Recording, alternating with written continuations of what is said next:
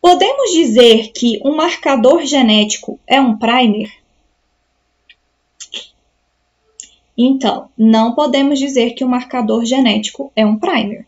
Nós temos diversos marcadores, e marcador é qualquer região no genoma que você detecta e que seja herdável. Então, quando a gente utiliza um marcador molecular nos estudos, ele precisa ser replicável e ele precisa ser herdável. É um fragmento que você escolheu estudar.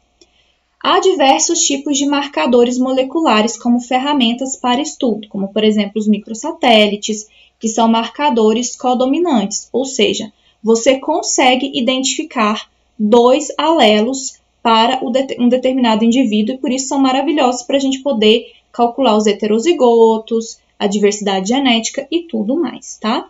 A gente tem outros tipos de marcador, como o RAPD. O RAPD, ele já é um marcador que a gente chama de dominante, e aí a gente não consegue identificar um heterozigoto. Ou seja, quando eu estou falando do heterozigoto, são 2 formas alélicas. E aí a gente tem que tirar da nossa cabecinha aquele negócio de azim, azão, azão, vamos tirar esse trem da cabeça. Porque isso ferra muito com a nossa interpretação. Quando a gente fala de polimorfismo nos marcadores moleculares, a gente simplesmente está falando de formas alélicas distintas. Não é azim, Czinho. Isso é importante para a gente conseguir fazer a interpretação. Então, o heterozigoto aqui não é um azinho. É uma forma alélica juntamente com uma outra forma alélica daquela criatura, entendeu? Então, é isso.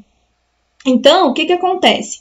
Para que nós consigamos acessar determinadas regiões, né, que esses marcadores... Imagina um marcador como se fosse até um marcador de livro, sabe? Você vai saber exatamente aquela página que está lá certinha. E aí, então, a gente precisa dos primers. Os primers são regiões que são desenhadas para ancorar em determinadas partes, que são essas partes já conhecidas dos marcadores que nós queremos estudar.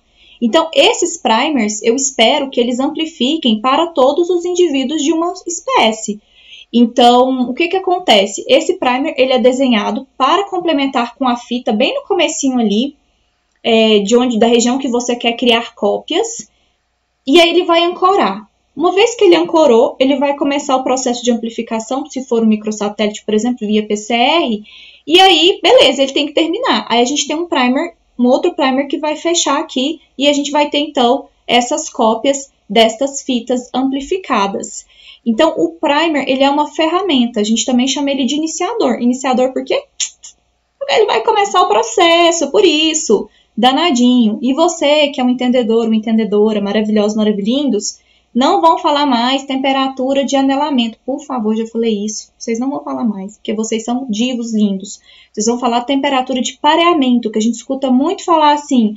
É temperatura de annealing, do inglês, né? E aí é um falso cognato. A gente traduz como anelamento, mas não é anelamento. Quem anela é chuchu. Já viu gavinha de chuchu? Gavinha de chuchu anela. Primer, ele vai ancorar e vai parear em uma região complementar. E depois, sobre primer, a gente pode fazer uma conversa, porque primer...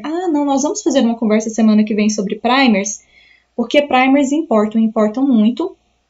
Dependendo do primer que você escolhe, você pode ferrar com sua vida. Sim, você pode ferrar com sua vida, porque pode dar problema de amplificação, falhas, uma série de espécies de palmeira, distintas para a minha espécie de palmeira.